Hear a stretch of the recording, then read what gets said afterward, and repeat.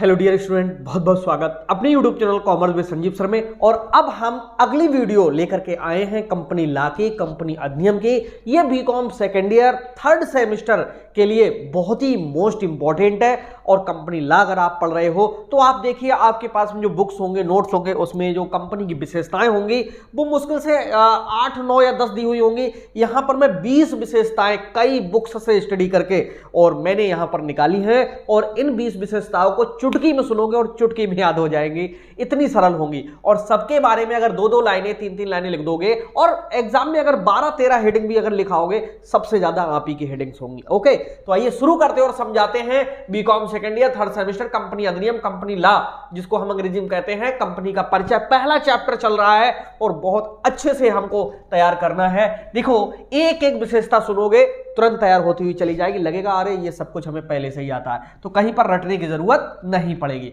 सबसे पहली बात, कंपनी की कैरेक्टरिस्टिक्स में पहली चीज ये बता दूं, कंपनी होती क्या है। कंपनी कानून द्वारा निर्मित एक कृत्रिम व्यक्ति है जिसकी अपनी एक अलग पहचान होती है। कंपनी अपने समस्त कार्य संचालकों से कराती है और उसकी अपनी जो मुहर होती है वो कंपनी के लिए एक प्रमाणित होती है, और वो जिस पर लग गई तो समझ लीजिएगा कि वो प्रपत्र किसका, कंपनी का ही हो जाता है। ऐसी संस्था को हम क्या कहते हैं, कंपनी कहते हैं। कंपनी अंग्रेजी का शब्द है जिसको हिंदी में हम समूह कहते हैं। कंपनी कई लोगों के द्वारा व्यापार करने वाला एक ऐसा समूह है जो कानून के द्वारा ही सारे काम करता है तथा कानून का पालन करके लाभ कमाने का प्रयास करता है। ऐसी संस्था को हम कंपनी कहते हैं। अब कंपनी की विशेषताएं, नंबर 1, कानून द्वारा निर्मित कृत्रिम व्यक्ति। देखो, यहां पर पहली विशेषता, कानून द्वारा निर्मित कृत्रिम व्यक्ति क्यों कहा गया है, क्योंकि व्यापार एक व्यक्ति कर सकता है, नाम एक व्यक्ति का होता है, दूसरे व्यक्ति से डीलिंग एक व्यक्ति कर सकता है, अपने ग्राहक व्यक्ति बना सकता है, ये सारे काम एक कंपनी भी बनाती है। तो इसीलिए कंपनी व्यक्ति तो है नहीं, लेकिन कानून द्वारा बनाया गया एक कृत्रिम व्यक्ति जरूर है, क्योंकि नाम हमेशा किसके होते हैं, व्यक्तियों के होते हैं। तो व्यक्ति नहीं है, कंपनी का भी नाम होता है। अब कंपनी व्यक्ति तो है नहीं, इसलिए कृत्रिम व्यक्ति है। कैसा व्यक्ति है, कानून द्वारा, यानी एक व्यक्ति दूसरे मुकदमा कर सकता है, कंपनी भी कर सकती है, कंपनी मुकदमा लड़ सकती है। एक व्यक्ति दूसरे की जमीन खरीद सकता है, कंपनी भी खरीद सकती है। इसलिए एक व्यक्ति जितने काम करता है वो सारे के सारे काम कंपनी करती है। So guys, further we can say that ये हमारा जो है कानून द्वारा निर्मित कृत्रिम व्यक्ति है। दूसरा, सदस्यों की संख्या निर्धारित होना, दूसरी विशेषता है। पहली तो हो गई कि हाँ भैया कानून द्वारा निर्मित व्यक्ति है, दूसरी चीज हो गई कि सदस्यों की निर्धारित संख्या। इसमें बेटा 2 प्रकार की कंपनियां होती हैं, एक होती है हमारी सार्वजनिक और दूसरी होती है निजी। जो सार्वजनिक है, जगह कम है, उसमें कम से कम 7 लोग होते हैं, और जो अधिकतम है वो नो लिमिट यहां पर लिखना पड़ेगा। कहीं कहीं पर कुछ पुस्तकों में आपको लिखा हुआ मिलेगा कि निर्गमित जो अंश है उनकी संख्या के बराबर तक। ये सही बात है, दोनों ऑप्शन सही है। देखो, यहां पर कम से कम तो 7 सदस्य होते हैं सार्वजनिक में, और अधिकतम कोई निर्धारित संख्या नहीं है, और निर्धारित संख्या है तो उतनी है जितने अधिकतम उसके समता अंश हो सकते हैं। ओके, अब बात करते हैं हम प्राइवेट की। जो प्राइवेट कंपनी होती है इसमें कम से कम 2 लोग होंगे, और अधिकतम अब संख्या 200 कर दी गई है। पहले 50 थी लेकिन अब बढ़ा करके कितनी कर दी गई है, 200 कर दी गई है। तो सदस्यों की संख्या याद हो गई आपको, सार्वजनिक में न्यूनतम 7 और अधिकतम कोई सीमा नहीं, या निर्गमित संख्या के बराबर, निर्गमित अंशों की संख्या के बराबर, और प्राइवेट में कम से कम 2 लोग और अधिकतम 200 लोग तक। ठीक है। अगला, स्थायी पहचान। कंपनी की जो पहचान होती है वो कैसी होती है, स्थायी होती है, फिक्स्ड होती है। यानी कंपनी जिस स्थान पर ओपन की गई है वहां पर एक निश्चित रूप से उसका बोर्ड लगा हुआ होता है, और वहीं पर जो कंपनी का पूरा एक ऑफिस बना हुआ होता है, एक पहचान दे दी जाती है। कंपनी के ऊपर जैसा डेकोरेशन में बोर्ड लगा हुआ होता है वो लंबे समय तक वैसा ही रहता है। तो ये सब चीजें ऐसी हैं जहां से पार्षद सीमा नियम और अंतर नियम 2 कानून बनते हैं। कंपनी के प्रलेख जो होते हैं वो कंपनी को एक स्थायी पहचान, यानी जब तक व्यापार वो रहेगा तब तक वही पहचान कंपनी की बनी रहेगी। ठीक है, तो इस तरह से स्थायी पहचान होती है। अगला है संचालकों द्वारा कार्य। कंपनी कोई भी कार्य, देखो वो तो कुछ है ही नहीं, एक कृत्रिम संस्था, कृत्रिम व्यक्ति है, एक संस्था है, एक दुकान समझ लो, एक प्रकार से एक ज्यादा बड़ी दुकान समझ लो, तो वो अपने समस्त कार्य है किससे कराएगी? डायरेक्टर से कराएगी। जितने भी फैसले होते हैं कौन लेते हैं? डायरेक्टर्स लेते हैं, और जो डायरेक्टर्स होते हैं उन्हीं को हिंदी में हम क्या कहते हैं? संचालक कहते हैं। बस इनके बारे में 2-2 3-3 लाइनें लिख दोगे, बहुत एरिया कवर हो जाएगा। जो बच्चे कहते हैं 4 पेज 5 पेज हमें भरना नहीं आता, हमारे चैनल पे आ जाओ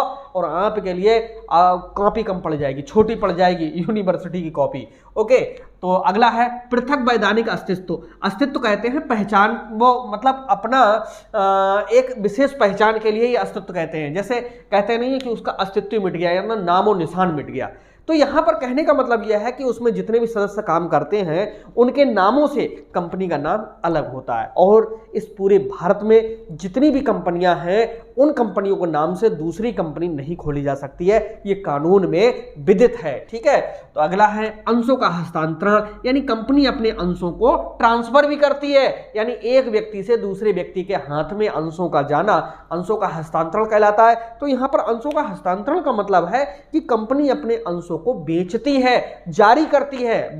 बिक नहीं सकते अंश बेटा, जारी होते हैं। जारी करने का मतलब है कि जैसे मान लीजिएगा हमारी कंपनी चल रही है, हम किसी कंपनी के प्रवर्तक हैं, जो कंपनी को जन्म देता है, बनाता है, मेन होता है, वो कंपनी का प्रवर्तक कहलाता है। ठीक है, अब हमारी कंपनी में बिजनेस चल पड़ा, अच्छे से कंपनी रन कर रही, और हम चाहते कि हमारे यहाँ और लोग आ जाते, यानी और लोग हमारी कंपनी में पैसा लगा देते, तो हम आप लोगों को जब इन्वाइट करेंगे और कहेंगे कि भाई जितना पैसा लगाओगे उतना ही आपके लिए मुनाफा होगा, यानी उतने का शेयर आपके लिए मिल जाएगा, तो वही चीज यहां पर कहलाती है अंशों को निर्गमित करना है, हस्तांतरण करना। तो कंपनी जो होती है अगर आपको अंश देती है तो जितना पैसा आप लगाओगे उतने के बराबर आपको लाभांश मिलेगा। लाभांश का मतलब लाभ में अंश, लाभ में अंश का मतलब लाभ में हिस्सा, वो मिलेगा आपके लिए। आगे है कार्य क्षेत्र की निश्चित सीमा। कंपनी होती है उसका वर्किंग फील्ड होता है। जब कंपनी की स्थापना होती है तो 2 महत्वपूर्ण परिलेख होते हैं, पार्षद सीमा नियम और पार्षद अंतर नियम।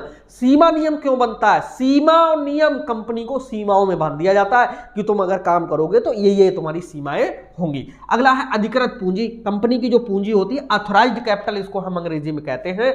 ऑथराइज्ड अधिकृत पूंजी का मतलब है कि कंपनी अधिक से अधिक उतने तक में ही बिजनेस कर सकती है, उससे ज्यादा बिजनेस नहीं कर सकती है। ठीक है, इसे हम अधिकृत पूंजी कहते हैं। ठीक, लेकिन इसमें बाद में वृद्धि की जा सकती है। ये ऐसे समझ लो, जैसे मान लीजिएगा तुम्हारी बीमा कंपनी है, यार मैं एग्जाम्पल के थ्रू समझाऊं तो तुम्हें ज्यादा समझ में आएगा। ठीक है, आपकी बीमा कंपनी है और आपकी बीमा कंपनी की जो अगर लिमिट है, मान लीजिएगा 1 करोड़ हमने कर दी। ठीक है, इकाई, दहाई, सैकड़ा, हजार, 10,000, लाख, 10 लाख, करोड़, 10 करोड़, हाँ चलो हमने 10 करोड़ कर दिए। अब आपने पता चला कि 9 करोड़ 80 लाख का पहले से ही आपने कर दिया है। ठीक है, अब कोई व्यक्ति आपसे बीमा कराने आ गया, वो भी 50 लाख का। अब तुम्हारी लिमिट तो मात्र 20 लाख बची हुई है और ज्यादा बची हुई नहीं है, तो ऐसी कंडीशन में तुम क्या करोगे कि 20 लाख की जो पॉलिसी अपने आप कर दोगे और 30 लाख की किसी अन्य कंपनी के लिए आप दे दोगे। ओके, इस तरह से ये एक अधिकृत हो गई। अधिकृत का मतलब है अधिक से अधिक हम इतने में ही बिजनेस कर सकते हैं। ठीक है, तो वो हमारी अधिकृत पूंजी कहलाती है। अगला है कानूनी प्रक्रियाएं पूर्ण होना। कंपनी का समामेलन जो होता है, कंपनी में कहते हैं पर्दा उठना या व्यापार प्रारंभ करना, वो तभी व्यापार कंपनी आरंभ कर पाती है जब उसकी सारी कानूनी प्रक्रियाएं कैसी होती हैं? पूर्ण होती हैं, यानी सारे कानून कायदों का पालन पूरा हो जाता है। जनता का प्रबंध, इसके लिए कहीं पर जब अगर मैनेजमेंट की जरूरत होती है तो जनता ही प्रबंध करती है। जनता का प्रबंध का मतलब है कि जो लोग बिजनेस करना चाहते हैं वो सब लोग इकट्ठे हो जाते हैं और इकट्ठे होकर के वही अपने सारी चीजों का प्रबंध करेंगे, यानी जगह का प्रबंध करेंगे, पैसे का प्रबंध करेंगे, जहां पर मतलब कोई कंस्ट्रक्शन होना है, बिल्डिंग वगैरह बननी है उसका प्रबंध करेंगे, डेकोरेशन का प्रबंध करेंगे, कंप्यूटरों का प्रबंध करेंगे, कुछ नौकर अगर लगाने हैं, कर्मचारी लगाने हैं, उनका प्रबंध करेंगे। तो सारा कोई गवर्नमेंट नहीं आती है, ना कोई भूत प्रेत आता है, वो करना किसको होता है? जनता को ही करना होता है। तो समझना होगा कि ये जनतांत्रिक प्रबंध है। किताब में तुम्हें ये हेडिंग मिलेगी, जनतांत्रिक प्रबंध। ओके, अगला है कंपनी की मोहर या सार मुद्रा। ये कॉमन सील कंपनी को मिली हुई होती है और जो मोस्टली एक जिम्मेदार व्यक्तियों के पास में होती है, और जिस प्रपत्र पे कंपनी की मोहर लग जाती है तो समझ लो कि वो प्रपत्र कंपनी का ही हो जाता है। सामाजिक उत्तरदायित्व, तो कंपनी का सीधा सा उद्देश्य लाभ कमाना भले ही हो, लेकिन कंपनी सिर्फ वही कार्य कर सकती है जो समाज के लिए हितकर हो, यानी समाज के हित में हो, समाज जिनसे कहीं ना कहीं राहत प्राप्त करे, कहीं ना कहीं पर अपने जीवन स्तर का सुधार करने पाए, समाज के लिए उपयोगी हो, तो यह कंपनी का क्या बनता है? उत्तरदायित्व। उत्तरदायित्व का मतलब है कि एक दायित्व बनना कि हमें क्या करना चाहिए, कैसे करना चाहिए। अगला है, अगली विशेषता है रोजगार में वृद्धि। भाई जब कंपनी ओपन होती है तो ये बहुत लोगों को रोजगार देती है। भाई तमाम वहां पर कर्मचारी होते हैं, शेयर होल्डर्स होते हैं, डिवेंचर होल्डर्स होते हैं, इन सब लोगों के लिए कहीं ना कहीं कंपनी अपना जो है प्रॉफिट का हिस्सा किसी न किसी रूप में देती है, तो रोजगार में हम कह सकते हैं क्या होती है? वृद्धि होती है। देश को आय, आपको पता होगा जब आप पढ़ रहे हो तो अगली जो सेमेस्टर है आप इनकम टैक्स भी पढ़ेंगे। प्रत्येक कंपनी को अब मोदी जी ने 25% टैक्स कर दिया, पहले 30% टैक्स था। ओके, और यहां पर मैं बताऊंगा कि देश को जितनी भी कंपनियां यहां पर वर्क कर रही हैं वो 25% अपनी कमाई का टैक्स के रूप में सेंट्रल गवर्नमेंट के लिए टैक्स देती हैं।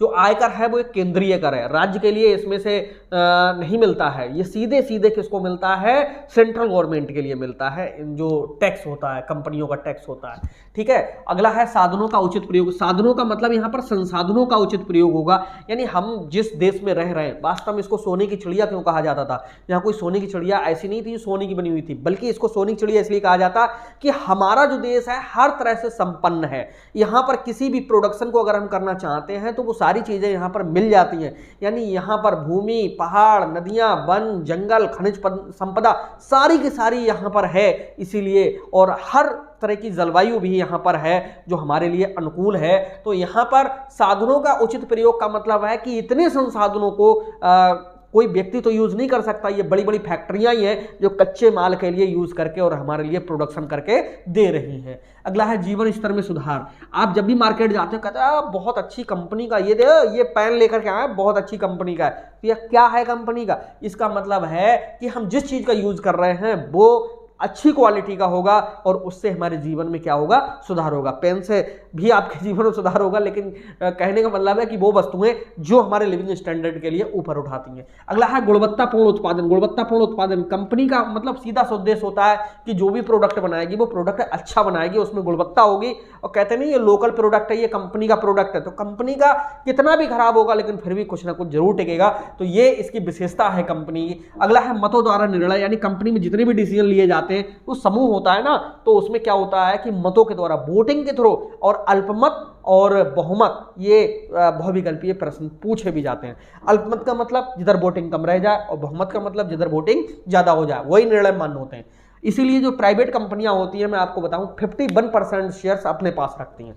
49% जो शेयर्स होती हैं वो अपने मिलने वालों को, दोस्तों को, रिश्तेदारों को, जैसे मान लीजिएगा जियो कंपनी है, 51% जो शेयर्स हैं वो हमेशा उसके किसके? अंबानी जी के पास ही रहेंगे। क्यों रहेंगे? वो जो चाहेंगे वो कराते रहेंगे, क्योंकि मतों द्वारा निर्णय होता है ना, या जो डिसीजन लेंगे। अब 51% जिसके पास में शेयर है वो जो चाहेगा वो होता रहेगा। ओके, तो ये एक मतों द्वारा निर्णय भी विशेषता है। लाभ कमाना उद्देश्य, तो कंपनी, कोई कंपनी का है कि नहीं हम ये लेकर के आए, प्रोडक्ट लेकर के आए, तुम्हारे फायदे के लिए है, कंपनी लुट रही है, कंपनी बंद हो रही, कभी आंख मीच करके भी विश्वास मत करना। कंपनी कभी भी तुम्हारे लिए पहले फायदा नहीं कर सकती, कंपनी सबसे पहले फायदा अपने लिए करेगी। ठीक है, तो कभी भी ये फ्री फोकट वाले जितने भी मैसेज होते हैं या कभी सूचना है, कोई कंपनी है, कुछ नहीं, कंपनी अपना विज्ञापन करती है तो दूसरी तरीके से करती है, ये कुछ नहीं, लाभ कमाना ही कंपनी का उद्देश्य है। अगला है कानून द्वारा समापन। कंपनी का निर्माण भी कानून द्वारा होता है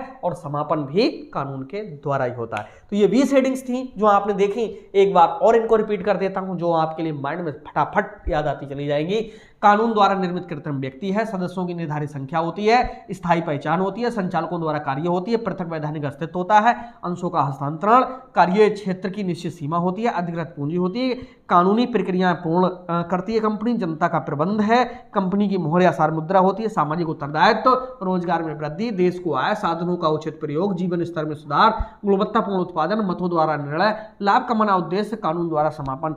ये कैसा लगा वीडियो जरूर लिखिएगा और अगले वीडियो में किसी और नई चीज के साथ मिलते हैं। तब तक के लिए बाय बाय।